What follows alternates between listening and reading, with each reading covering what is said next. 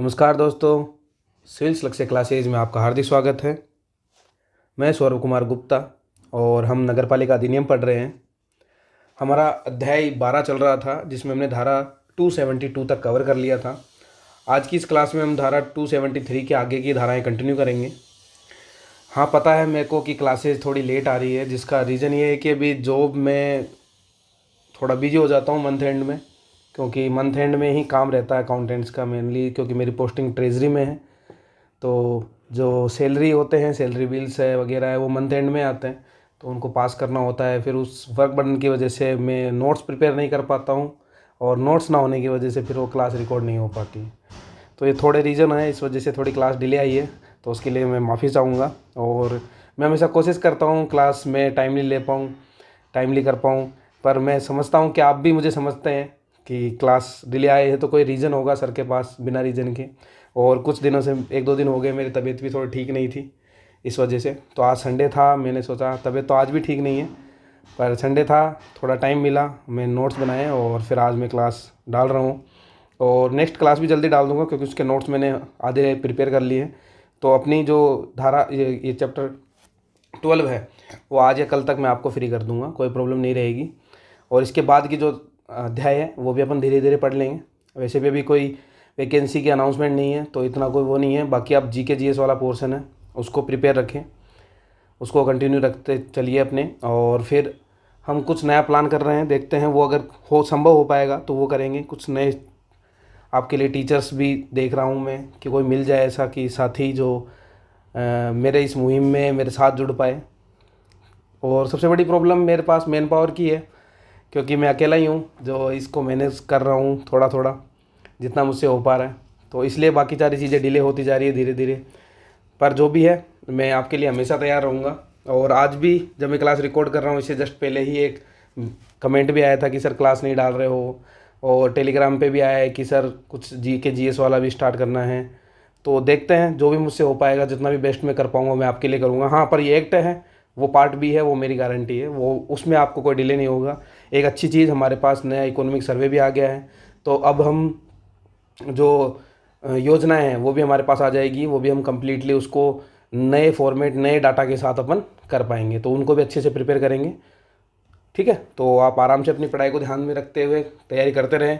बहुत सारी वैकेंसियाँ हैं, अपने टारगेट फिक्स कीजिए कौन सी वैकेंसी को हमें फोकस करना है। एलडीसी है, बहुत अच्छी पोस्टें आई हैं, वनपाल वाली हैं, बहुत अच्छी अच्छी वैकेंसियाँ हैं। इसके अलावा अगर किसी को पता ना हो तो एक रिको के अंदर भी आई है, जूनियर असिस्टेंट की पोस्टिंग है, उसमें काफ़ी, अगर आप कॉमर्स बैकग्राउंड से तो वहाँ पे एक अच्छी खासी वैकेंसी है आपके लिए, तो वो भी आप अप्लाइड कर सकते हैं। तो इस तरह से ध्यान रखिए। थोड़ी वैकेंसियाँ, कभी कभी क्या होता है, कोई वैकेंसी ऐसी होती है जो हम नज़र में नहीं आती, क्योंकि रिको वाली वैकेंसी ऐसी है कि वो आप अपना बोर्ड भी नहीं करवाता, आरपीएससी भी नहीं करवाता है, वो रिको खुद की एजेंसी के थ्रू करवाता है, तो वो इसलिए शो नहीं करती है, तो आप उसको भी देख सकते हैं। तो ऐसी बहुत सारी वैकेंसियाँ होती है जो आप अपने अराउंड देख सकते हैं। जो अगर एलडीसी कर रहे हैं तो जूनियर असिस्टेंट आपके लिए बेनिफिशियरी रहेगी, दोनों एक साथ आप कर पाओगे। ठीक है, तो ऐसा है। चलो आप अब अपनी क्लास को कंटिन्यू करते हैं। तो हम धारा 273 की बात करते हैं। 272 तक हमने कवर कर लिया था, आज हम 273 की बात करते हैं। ये क्या है? वे शक्तियाँ जिनका खतरनाक रोगों को रोकने के लिए प्रयोग किया जा सकता है। तो खतरनाक रोग मैंने आपको पढ़ाए थे, क्या होते हैं वे रोग? जो डायरेक्टली इनडायरेक्टली बड़े उस पर फैलते हैं, संक्रामक होते हैं, और कुछ नाम भी मैंने आपको बताए हुए हैं धारा 1 में, जब मैंने आपको पढ़ाया था तब। ठीक है, परिभाषा वाले चैप्टर में। तो इसमें क्या होता है, देखो क्या क्या, कौन कौन क्या क्या कार्य कर सकता है, ये इसमें मेनली है। एक तो होता है चिकित्सा अधिकारी, उसके क्या कर्तव्य रहते हैं, या किसी कारखाना प्रशिक्षण संस्थाओं के प्रबंधक हो, या कोई भी संस्था है जैसे स्कूल है, कॉलेज है, उनके संस्था प्रधान यानी प्रिंसिपल हो, या कुलाधिपति होते हैं वो हो, तो उन सबका क्या कर्तव्य रहता है, क्या क्या कार्य उनको करने चाहिए। तो ये क्या करते हैं, खतरनाक रोग से पीड़ित, तो नगर पालिका इनको ऑर्डर देती है कि भाई आपके यहाँ का अगर कोई भी जो रोग खतरनाक हमने घोषित किया हुआ है उससे अगर पीड़ित है तो उनकी सूचना हमें तुरंत की तुरंत आप पहुँचाएं। तो इनकी क्या जिम्मेदारी रहती है इन तीनों की, तो ये तुरंत ये सारी सूचना नगर पालिका को पहुंचाते हैं, और इन सूचनाओं के आधार पर नगर पालिका अपने रिएक्शंस करती है, अपने अपने कार्रवाइयाँ करती है, कौन सी कार्रवाई की जानी चाहिए उस हिसाब से। तो नगर पालिका क्या करती है, उसके बाद तुरंत उसका निरीक्षण करवाती है। क्या करवाती है? वह स्थान जहाँ खतरनाक रोगों की रिपोर्ट दर्ज हुई है उसका इंस्पेक्शन होता है सबसे पहले। इसके अलावा फिर नगरपालिका या नगरपालिका द्वारा प्राधिकृत अधिकारी के द्वारा जल स्रोतों को बैन किया जा सकता है। अगर पता चलता है कि किसी वाटर बॉडी है, कोई पानी की जैसे तालाब है, नदी है, झील है, कुछ ऐसी जगह आसपास है और वहाँ से रोग फैलने की संभावना है कि इस पानी में कुछ मिल गया है, इस पानी से कजी से या गंदगी से किसी और कारण से जो रोग है वो फैल रहा है, तो उस स्थान को पर बैन लगा दिया जाता है। वहाँ पर जाने आने के लिए लोगों को प्रतिबंधित कर दिया जाता है। इसके अलावा संक्रामक रोग से पीड़ित लोग जो आम जनता के लिए खतरा है, जैसे कि कोरोना के टाइम पे क्वारंटाइन किया जाता था, लोगों को किया जाता था। वो क्यों किया जाता था? क्योंकि अगर वो किसी और के संपर्क में आएंगे तो वो और फैलेगा, तो लोगों के साथ क्या होता है, मल्टीप्लाई होता है, वो रोगों है वो आगे के आगे बढ़ता जाएगा। तो इसलिए क्या करते हैं, उसको हटाने का आदेश या नगरपालिका अनुमति के बिना उसे स्थान छोड़ने के, यानी एक तरह से उसे क्या कर दिया जाता है, क्वारंटाइन कर दिया जाता है, एक ही स्थान पर बैन कर दिया जाता है, बंद कर दिया जाता है। जैसे कि कोरोना के टाइम पे कितने दिन का लगाया था क्वारंटाइन? 14 दिन का क्वारंटाइन लगाया गया था। ठीक है, तो ये होता है। इसके अलावा क्या किया जा सकता है, तो नगरपालिका किसी जो स्वामी है उसको नोटिस दे सकती है। मान लो किसी का घर है, और जैसे कि लॉकडाउन में भी हो रहा था कि अगर किसी घर में कोई कोरोना से पीड़ित पता चलता था तो उसको घर में अलग कमरे में बंद किया जाता था। उसके घर के आसपास बल्लियाँ लगा दी जाती थी ताकि वहाँ पर लोग कनेक्ट ना हो पाए उनसे, ताकि डिस्टेंस मेंटेन रह पाए उनके साथ, तो वो किया जाता था। या फिर अगर उनके घर से कोई ऐसा सोर्स निकल रहा है खतरनाक रोग का, तो उस पर भी प्रतिबंध लगाया जा सकता है। तो नगरपालिका स्वामी को ऑर्डर दे सकती है कि वो साफ करे, रोगण रहित करने की कोशिश की जाए उसके घर को, अगर कोई उसकी गंदगी की वजह से बैठ रहा है तो। और इसका सारा खर्च है वो किसके ऊपर जाएगा, स्वामी या फिर नगरपालिका के ऊपर जाएगा। अगर भाई स्वामी कर सकता है, इतने पैसे वाला है कि वो इसको कर सके तो कर देगा, या फिर नगरपालिका खुद करेगी। अगर वो गरीब है या कोई ऐसी कंडीशन आ जाए कि वो कर ही नहीं सकता खुद व्यक्ति, तो नगरपालिका वो सारा पैसा खर्च कर देगी। इसके अलावा अगर आप किसी भी चीज़ का उल्लंघन करते हैं तो इसमें जो जुर्माने की प्रावधान है वो 2000 से 5000। जनरली अपन इसमें देखा है कि 1000 से 2000 वाला, कुछ कुछ जगह ज़्यादा है, पर जनरल वाला तो 1000 से 2000 ही है। यहाँ पर जो जुर्माना है वो कितना है, 2000 से 5000 वाला है। तो हमें यह अच्छे से याद भी रखना है भाई, 2000 से 5000 है। फिर इसके अलावा राज्य सरकार क्या क्या कर सकती है, तो राज्य सरकार नगरपालिका को जो शक्तियाँ दी हुई है उसको परिसीमित, निबंधित यानी रोक सकती है, ख़त्म भी कर सकती है। और नगरपालिका द्वारा कोई भी ऑर्डर निकाले गए उन सबको भी रद्द किया जा सकता है। किसके द्वारा? राज्य सरकार के द्वारा। तो राज्य सरकार नगरपालिका के ऊपर कंट्रोल रखती है इन चीज़ों को लेके। तो अपन ने 273 में क्या क्या पढ़ा, देखो एक बार वापस देखते हैं। भाई सिंपल बात, अगर कोई खतरनाक रोग फैल रहा है तुम्हारे एरिया में, तो नगरपालिका सबसे पहले ऑर्डर देती है। और जो बड़ी बड़ी कारखाने हैं या कोई स्कूल है, संस्थाएं हैं, कोई भी बड़ी बड़ी फैक्ट्री है या फिर कोई मेडिकल ऑफिसर है, तुम्हारा चिकित्सा पदाधिकारी है, तो उन सबसे सूचना मांगी जाएगी कि भाई कौन कौन कितने कितने लोग तुम्हारे यहाँ पीड़ित है या फिर इस रोग से ग्रसित है। तो उनकी सूचना मिलते ही नगरपालिका तुरंत उस स्पॉट के क्या करती है, निरीक्षण, इंस्पेक्शन करेगी। इसके अलावा नगरपालिका क्या करेगी, अगर किसी वाटर बॉडी से ये सोर्स बन रहा है या वहाँ से फैल रहा है रोग, तो उसको प्रतिबंधित कर सकती है। या किसी इंसान में रोग फैल गया और उसके थ्रू और लोगों में फैल सकता है तो उसे क्वारंटाइन किया जा सकता है। इसके अलावा नगरपालिका पता चलता है इस घर से फैल रहा है तो उस घर पर प्रतिबंध लगा सकता है। किसी वजह से फैल रहा है तो उस वजह को समाप्त करने के लिए नगरपालिका खुद के खर्चे से या स्वामी के खर्चे से वो काम करवा सकती है। अगर आप किसी भी चीज़ का उल्लंघन करते हैं तो 2000 से 5000 रुपये का आपके ऊपर जुर्माना लगाया जाएगा। और राज्य सरकार नगरपालिका की संपत्त जो शक्ति है उसको सीमित कर सकती है, उसे समाप्त भी कर सकती है। इसके अलावा नगरपालिका के द्वारा कोई ऑर्डर निकाला गया उसे रद्द भी किया जा सकता है। किसके द्वारा? राज्य सरकार के द्वारा।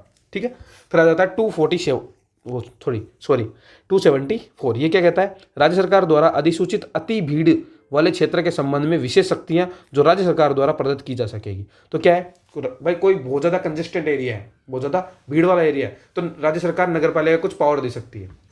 अगर राज्य सरकार को पता चलता है कि जो ये रोग फैल रहा है वो बहुत ज़्यादा कंजेस्टेंट की वजह से फैल रहा है, कि बहुत ज़्यादा वो बंद पड़ा है ना भाई, किसी एरिया में बहुत ज़्यादा भीड़ होती है, कोई मार्केट है वहाँ बहुत ज़्यादा भीड़ है, तो उसकी वजह से ऐसा फैल रहा है, तो क्या होगा, तो राज्य सरकार क्या करती है, पहले से विद्वान भवन या ब्लॉक जो बहुत ज़्यादा तंग जगह में है, बहुत ज़्यादा गंदा है, जहाँ पर प्रॉपर पानी निकलने की व्यवस्था नहीं है, वहाँ पर कुप्रबंध बहुत ज़्यादा हो रखा है, इन सारी जगहों के लिए राज्य सरकार राजपत्र में एक नोटिफिकेशन जारी करेगी और नगरपालिका को कुछ कंडीशंस के साथ, कुछ प्रोटेक्शन मतलब उसके साथ कुछ उसके पर पाबंदियाँ लगाने के बाद कुछ शक्तियाँ प्रदान कर सकती है। किसे? नगरपालिका को।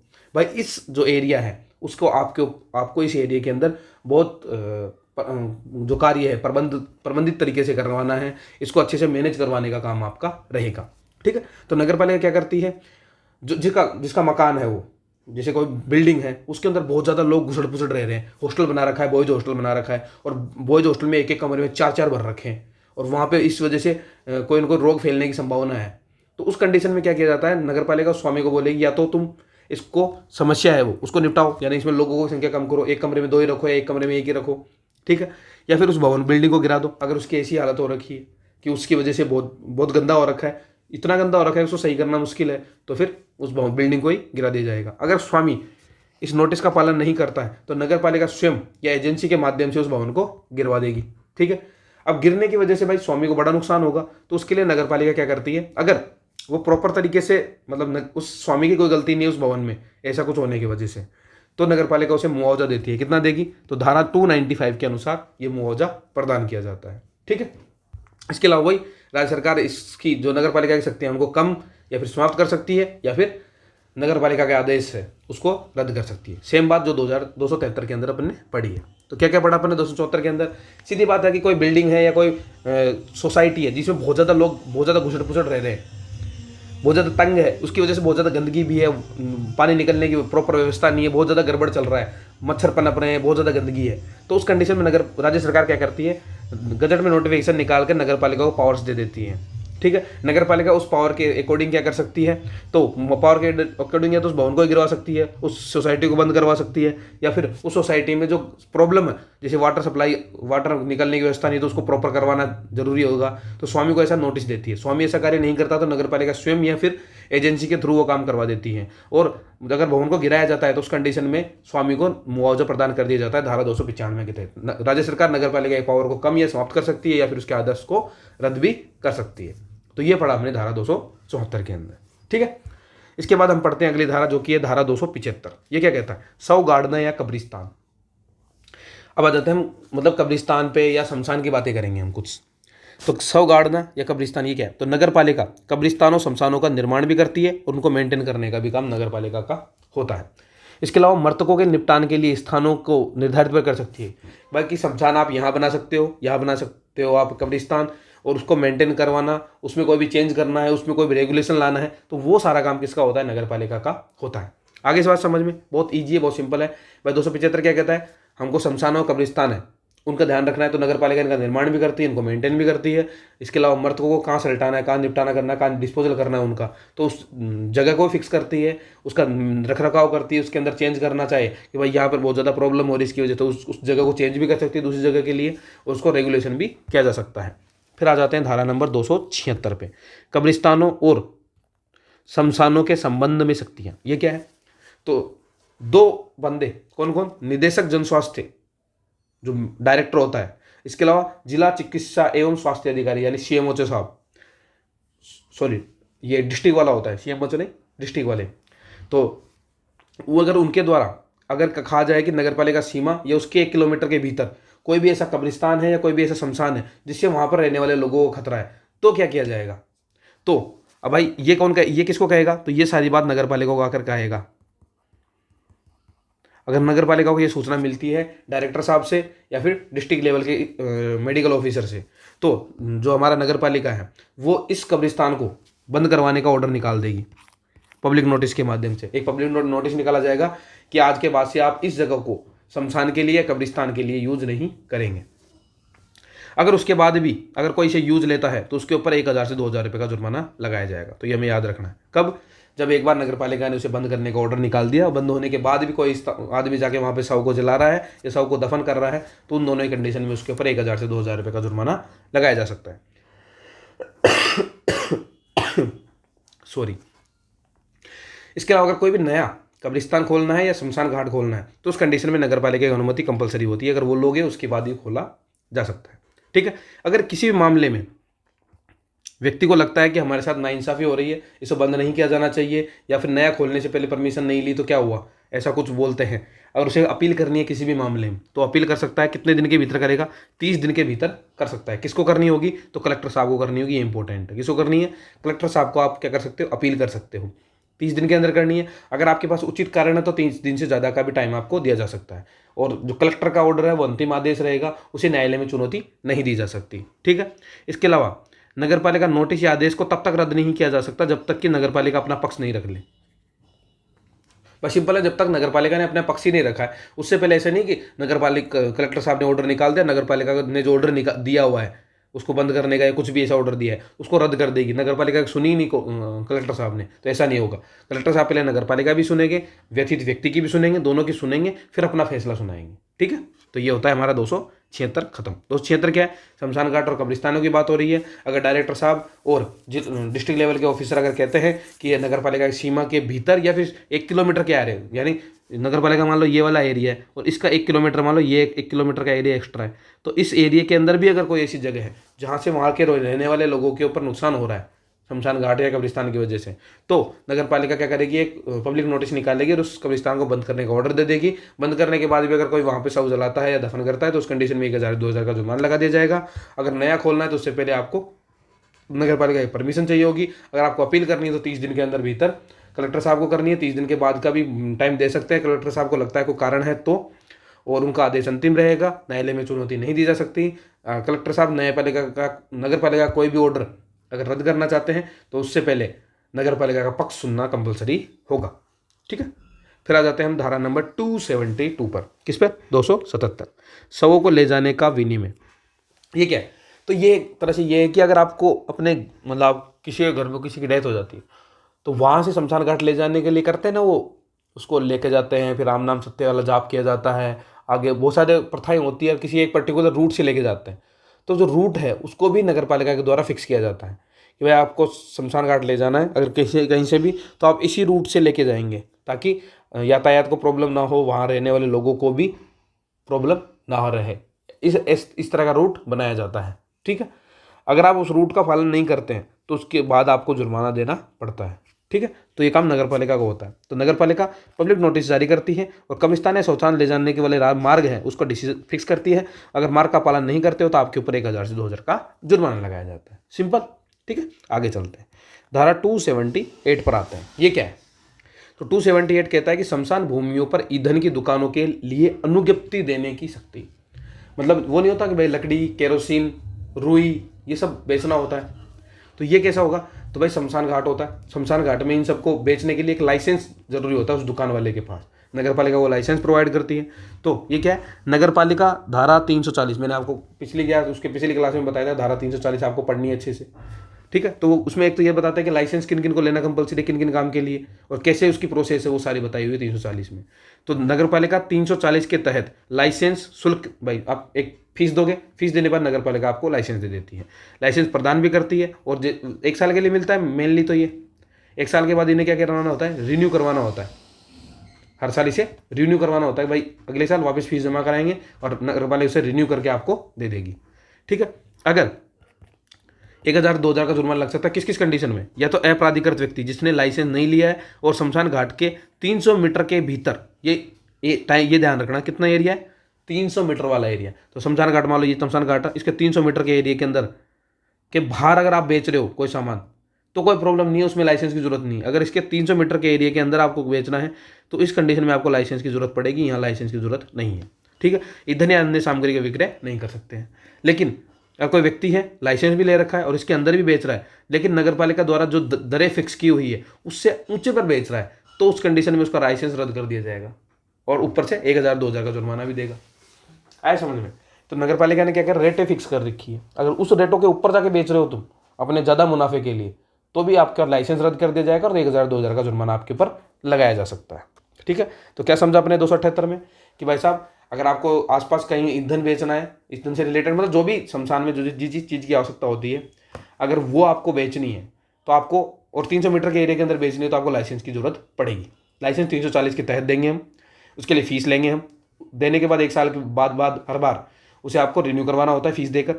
ठीक है, अगर आप 300 मीटर के अंदर बेच रहे हो और आपके पास लाइसेंस नहीं है तो 1000 2000 का जुर्माना देना पड़ेगा। आपके पास लाइसेंस भी है, 300 मीटर के अंदर भी बेच रहे हो, लेकिन आप नगर पालिका के रेट से ज़्यादा बेच रहे हो तो आपके वो जुर्माना लगेगा 1000 2000 रुपये के। और अब अगर आप ऐसा कुछ करते रहते हो तो आपके ऊपर जो लाइसेंस आपका वो रद्द कर दिया जाएगा। ठीक है, आया समझ में? तो आगे चलते हैं हम धारा 279 पर। ये क्या है? शवों को दफन करवाने या जलवाने की शक्ति। ये क्या होता है? भाई बहुत सारे एक्सीडेंट हो जाते हैं, पता ही नहीं होता किसकी लाश है, उसको अता पता ही नहीं होता कि भाई ये इसकी लाश है, या कोई बहुत सारे भिखारी टाइप के अपन गांव में सिटी में देखते हैं कि बहुत सारे जो फुटपाथ पे सो रहे होते हैं, कुछ पता नहीं होता है, वो बस भीख मांगते हैं, सुबह खाते हैं शाम को, ऐसे लोग होते हैं। और उनका अगर उनकी डेथ हो जाती है तो उन्हें लावारिस लाश या दावा कर शव बोल दिया जाता है, क्योंकि उनको दावा करने वाले कोई लोग ही नहीं है, किससे पता करे कि ये कौन है। तो उस कंडीशन में नगर पालिका क्या करती है, तो नगर पालिका उस कंडीशन में उनको अपने पैसों के माध्यम से उनका धार्मिक पूरे तौर तरीके से उनका या तो दफन करवाया जाता है या फिर उनको जलाया जाता है। अगर पता चल जाता है कि वो इस धर्म से संबंधित है, दफन करवाने से संबंधित है, तो दफन करवाया जाता है। अगर पता चलता है कि इनको जलाना चाहिए तो वो उनको जलाया भी जाता है। ठीक है। कैसे कंडीशन में, अगर मृत्यु से 24 घंटे बाद तक पता नहीं चलता है किसकी लाश है तो कर दिया जाता है, या अप्राकृतिक मृत्यु होने पर औपचारिकता पूर्ण होने के बाद कराया जाता है। जैसे कि मान लो एक्सीडेंट के थ्रू किसी की डेथ हुई है, तो पता किया जाता है कि एक्सीडेंट किसने किया है, हिट एंड रन का केस तो नहीं है, तो सारी फॉर्मेलिटी की जाती है कि भाई इनके ऊपर हिट एंड रन का केस था, केस फाइल किया जाता है, एफआईआर की जाती है प्रॉपरली, बाकी सारी फॉर्मेलिटीज कंप्लीट होने के बाद ही उन्हें जलाया जाता है, वो भी पूरे धार्मिक नियमों अनुसार जलाया जाता है। अगर बाद में पता चलता है कि ये लाश इस इंसान की थी, भाई फला फला आदमी की थी और इसके परिजन ये हैं, तो उन परिजन या फिर इस आदमी के परिजन तो नहीं, पर ये पता है इसकी संपत्ति यहाँ पड़ी हुई है, इतनी सारी संपत्ति है इसके नाम पे, तो क्या किया जाता है, अतः अन्य मृतक व्यक्तियों की संपत्ति से एज ए लोन, भाई ऐसे समझ लिया जाता है कि जो खर्चा किया है ना मैंने इनको दफन करने में, जो भी पंडित बुलाया उसमें, वो सारा खर्चा उसकी किस में से निकाल देते हैं, संपत्ति में से निकाला जाता है। ठीक है। यह प्रोसीजर होता है।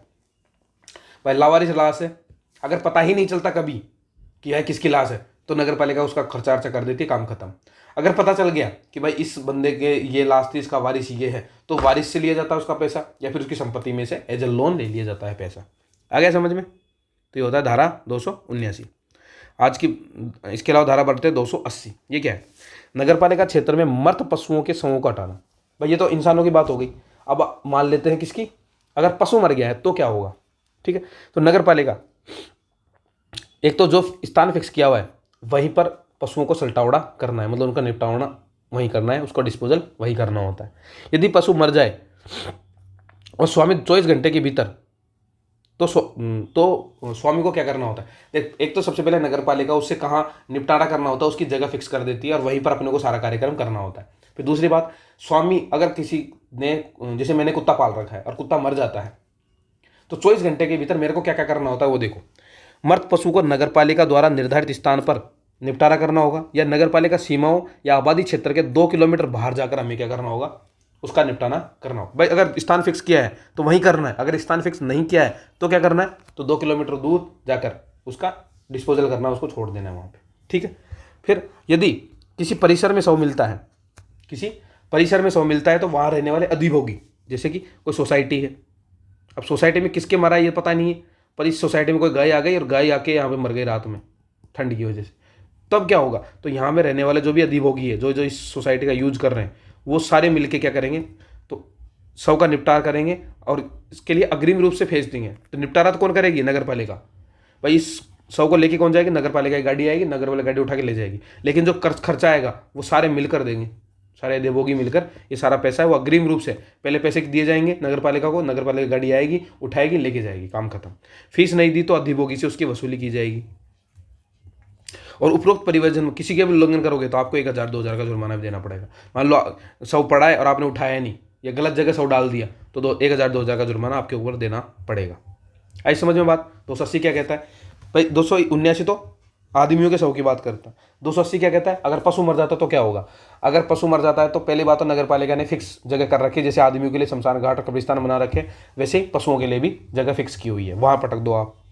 ठीक है। फिर अगर मान लो आपके घर में आपने कोई गाय भैंस कुछ पाल रखा था और वो मर जाती है, तो आपको 24 घंटे के भीतर उसे नगर पालिका द्वारा फिक्स की जगह पर डाल दो, या फिर नगर पालिका सीमाओं में या आबादी क्षेत्र से 2 किलोमीटर बाहर जाकर उसे डाला जा सकता है। लेकिन एक चीज़ ये के अलावा, अगर विक्रय के लिए किसी को मारा गया, जैसे आपने बेच दी, नहीं बेचते क्या, बकरा बेच दिया कसाई को, तो कोई मतलब टेंशन नहीं है, या धार्मिक प्रयोजन में किसी बकरे की बलि दे दी तो भी कोई टेंशन नहीं है। इसके अलावा पशु परिसर में पशु शव को, अगर मान लो आपका कोई सोसाइटी में रहते हो और वहाँ पे कोई गाय आके मर जाती है तो क्या होगा, तो उस कंडीशन में नगर पालिका काम करती है, लेकिन नगर पालिका को आपको पहले पेमेंट करना होता है, नगर पालिका गाड़ी आती है, उसको उठाती है, ले जाती है। अगर किसी भी तरह से आप उल्लंघन करते हो तो 1,000 रुपये से 2,000 रुपये का जुर्माना आपको देना होता है। ठीक है, फिर आप पढ़ते हैं अपन धारा नंबर 281। ये क्या है? कतिपय विकारों से पीड़ित व्यक्तियों द्वारा किए जाने वाले कार्यों के लिए पेनल्टी, शास्ति। ये क्या? जैसे कि किसी को रोग हो रखा है, खतरनाक रोग आया समझ में, किसी को खतरनाक रोग से, जैसे मेरे को कोरोना हो रखा है मान लेते, तो अपन उस टाइम पे पता हो तो उनको खाने की चीज़ों पे, पीने की चीज़ों पे, कोई भी चीज़ों पे हाथ लगाते थे, उसके बाद सैनिटाइजेशन करते थे, या जनरली लगाए नहीं देते थे। ऐसे होता तो उनके बर्तन भी अलग रखे जाते थे, करते थे ऐसे, वैसे समझ लो एक तरह से। तो उनको कौन कौन से काम नहीं करने देने? खाद्य या पेय पदार्थ आप नहीं बेच सकते, कोई औषधि आप नहीं बेच सकते, कोई लॉन्ड्री वॉन्ड्री मतलब कपड़े से रिलेटेड कोई काम नहीं कर सकते आप, या फिर मान लो कोई आदमी बेच रहा है और आप उसकी दुकान पे काम कर रहे हो तो आप छूकर उस सामान दोगे तो आप दुकान पे काम नहीं कर सकते ऐसी जगह पे। या फिर आप जानबूझकर किसी को इस रोग से पीड़ित करना चाहते हो तो ज़बरदस्ती उनके ऊपर ऐसा कुछ वो सामान खरीद के लाए, उनको पकड़ लिया आपने ज़बरदस्ती, तो आप ऐसा भी नहीं कर सकते। तो ये सारा कुछ करते हो तो आपके ऊपर 1,000 2,000 रुपये का जुर्माना लगाया जा सकता है। ठीक है, तो आज के लिए इतना ही करेंगे 281 तक, और 281 इसके बाद की कुछ धाराएं बची शायद 297 तक है। तो हमारे पास 9 और 7 16 धाराएं अपने पास। 16 धाराएं नेक्स्ट क्लास में हम कवर कर लेंगे, 16 नहीं तो दो में कर लेंगे, कोई जल्दी नहीं है, आराम से करेंगे। चीज़ें समझ में आना जरूरी है, देखो जल्दबाजी नहीं करनी है, और जल्दबाजी के लिए अपने पास ऐसा कुछ खास रीज़न भी नहीं कि हमें जल्दबाजी करनी है पढ़ने में।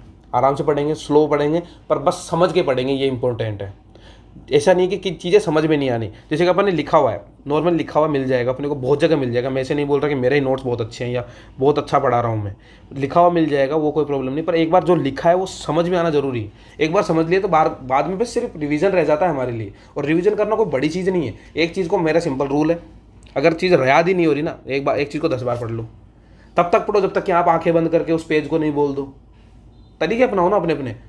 मैं ऐसा था कि मैं ऐसे टारगेट बना, जैसे मेरे को अगर दिन में पढ़ना होता था टारगेट बनाता था मैं, कोई टारगेट बनाता कि मुझे ये पढ़ना है, मैं टारगेट बनाता कि मेरे को दिन में एक पेन पूरा खत्म करना है, ये पेन खत्म होएगा तभी सोऊंगा, उससे पहले सोऊंगा ही नहीं। है ना टारगेट खतरनाक सा, अजीब है, पर था।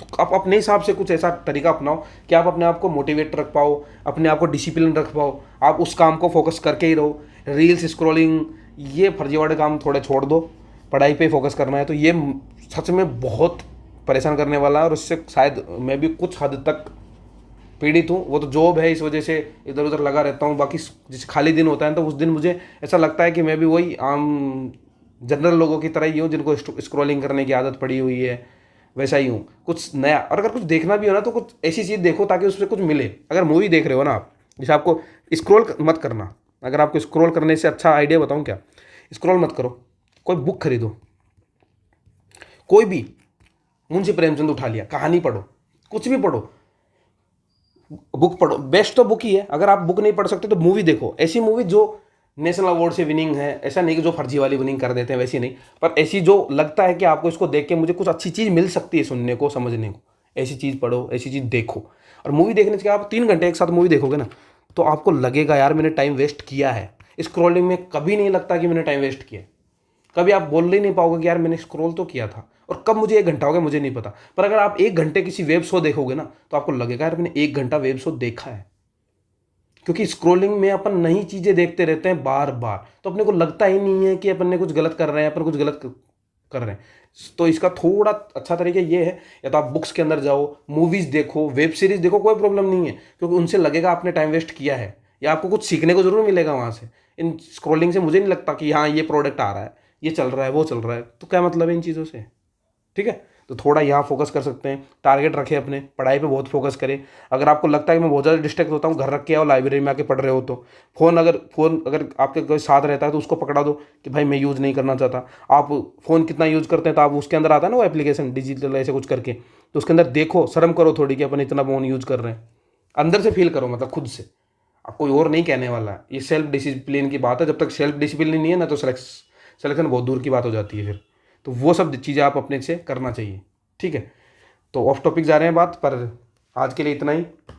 नेक्स्ट क्लास में अपन अच्छे से इसको बाकी को कवर कर लेंगे, आगे क्लास कर लेंगे। ठीक है, नो प्रॉब्लम।